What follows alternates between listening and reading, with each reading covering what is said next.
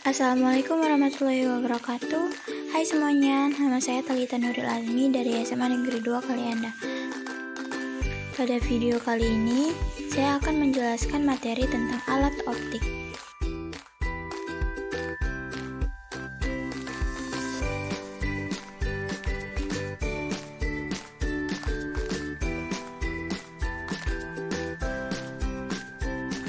Pertama-tama kita harus tahu dulu apa itu alat optik.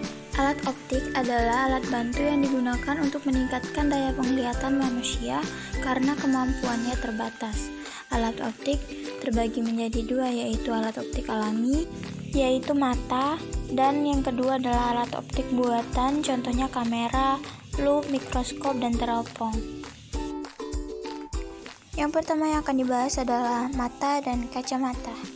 Mata adalah alat optik alami yang terdapat pada makhluk hidup tingkat tinggi. Sifat bayangan yang dihasilkan mata adalah nyata, terbalik, dan diperkecil.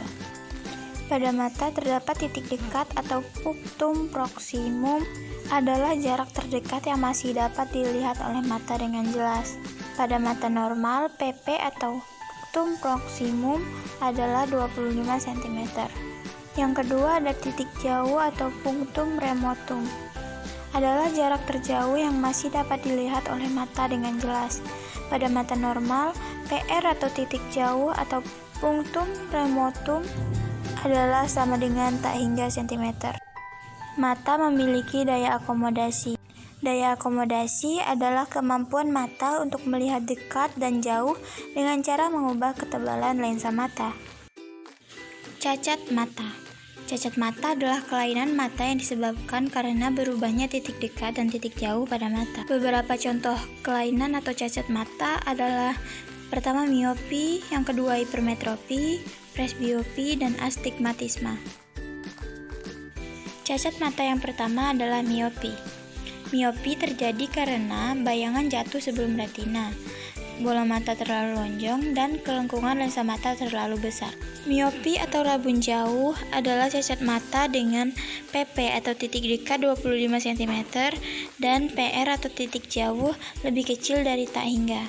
Nah, dari sini dapat dibedakan jika PR pada mata normal sama dengan tak hingga, tetapi pada miopi PR kurang dari tak hingga. Miopi dapat ditolong menggunakan kacamata berlensa cekung atau negatif. Cacat mata yang kedua yang dibahas di sini adalah hipermetropi. Hipermetropi terjadi karena yang pertama bayangan jatuh setelah retina, yang kedua bola mata terlalu pipih, yang ketiga kelengkungan lensa mata terlalu kecil. Hipermetropi atau rabun dekat adalah cacat mata dengan PP atau titik dekat lebih besar dari 25 cm dan PR atau titik jauh. Hipermetropi ini dapat ditolong dengan menggunakan kacamata berlensa cembung atau positif. Cacat mata yang ketiga adalah presbiopi.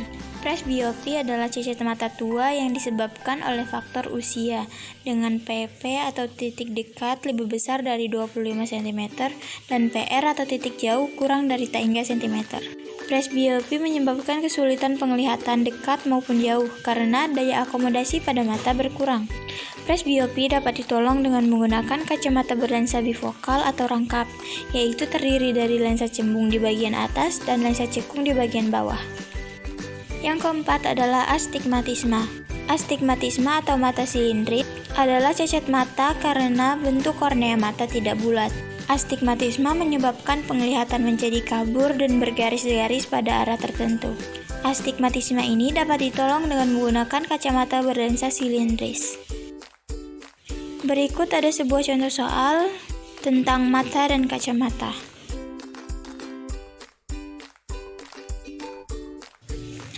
Alat optik yang ketiga adalah kaca pembesar atau lup. Lup adalah sebuah lensa cembung yang berfungsi untuk melihat benda yang tidak terlalu kecil. Persamaan lensa yang berlaku pada lup adalah 1/f sama dengan 1/s ditambah 1/s aksen. Dengan f adalah jarak fokus, s adalah jarak benda ke lup, dan s aksen adalah jarak bayangan. Perbesaran sudut atau anguler lup mata yang berakomodasi maksimum dinyatakan dengan rumus M sama dengan Sn per F ditambah 1. Sedangkan perbesaran sudut anguler lup pada mata yang tidak berakomodasi dinyatakan dengan rumus M sama dengan S per F. Dengan keterangan M sama dengan perbesaran loop, Sn adalah titik dekat pada mata normal yaitu 25 cm, dan F adalah jarak fokus loop dengan satuan cm. Adapun sifat bayangan yang dihasilkan oleh loop adalah maya, tegak, dan diperbesar. Berikut adalah sebuah contoh soal tentang loop atau kaca pembesar. Soalnya adalah saat pengamat menggunakan loop yang memiliki fokus sebesar 10 cm, perbesaran yang terjadi saat mata tidak berakomodasi dan saat mata berakomodasi maksimum adalah, pada soal diketahui bahwa F adalah 10 cm dan Sn sudah ditetapkan adalah 25 cm. Untuk mata yang tidak berakomodasi menggunakan rumus Sn per F, maka perbesaran loop untuk mata yang tidak berakomodasi sama dengan 25 per 10. Jadi, perbesaran yang terjadi saat mata tidak berakomodasi adalah 2,5. Nah, kemudian untuk mata berakomodasi maksimum menggunakan rumus M sama dengan Sn per F ditambah 1. Jadi, M sama dengan 25 per 10 ditambah 1. Hasilnya adalah 3,5. Jadi, perbesaran yang terjadi saat mata tidak berakomodasi adalah 2,5 dan perbesaran yang terjadi saat mata berakomodasi maksimum adalah 3,5. Alat optik yang ketiga adalah mikroskop. Perbesaran total pada mikroskop dapat dirumuskan dengan M sama dengan MOB dikali MOK, di mana MOB adalah perbesaran lensa objektif dan MOK adalah perbesaran lensa okuler. Mikroskop terdiri dari dua lensa cembung, yaitu lensa objektif dan lensa okuler, di mana lensa objektif berhubungan dengan benda atau objek atau sifat bayangan yang nyata terbalik dan diperbesar, sedangkan lensa okuler berhubungan dengan pengamat yang sifatnya adalah maya, terbalik, dan diperbesar. Untuk perbesaran lensa objektif, rumusnya adalah MOB sama dengan S aksen OB per SOB. Untuk perbesaran lensa okuler dengan pengamatan tanpa akomodasi adalah MOK sama dengan SN per FOK. Sedangkan untuk perbesaran lensa okuler dengan mata yang berakomodasi maksimum adalah MOK sama dengan SN per FOK ditambah 1. Kemudian, panjang tubus atau jarak lensa objektif dengan lensa okuler dapat dihitung dengan rumus D sama dengan S aksen OB ditambah S aksen OK.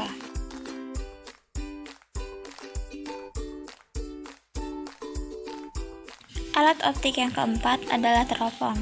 Teropong atau teleskop adalah alat optik yang digunakan untuk mengamati benda-benda yang sangat jauh. Teropong terbagi menjadi teropong bias yang tersusun atas lensa-lensa. Contoh dari teropong bias adalah teropong bumi, teropong panggung atau Galileo, teropong bintang atau astronomi, dan teropong binokuler. Yang kedua adalah teropong pantul, yang tersusun atas cermin dan lensa.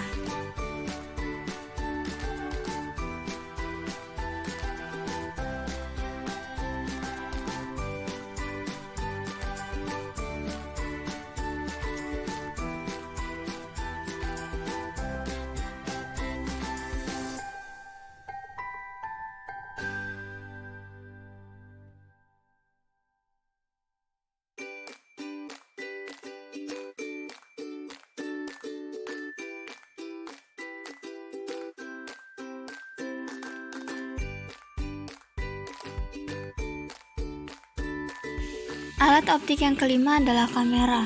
Kamera adalah alat optik yang berfungsi untuk mengambil gambar yang disimpan dalam bentuk film atau memori.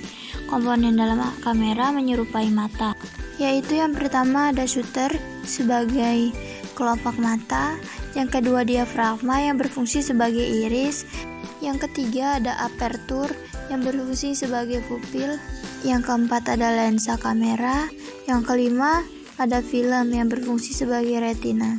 Sifat bayangan yang dihasilkan oleh kamera adalah nyata, terbalik, dan diperkecil. Kemudian berikut ada contoh soal mengenai kamera.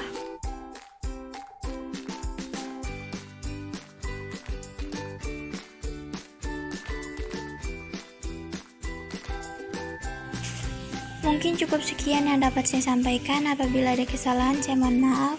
Wassalamualaikum warahmatullahi wabarakatuh.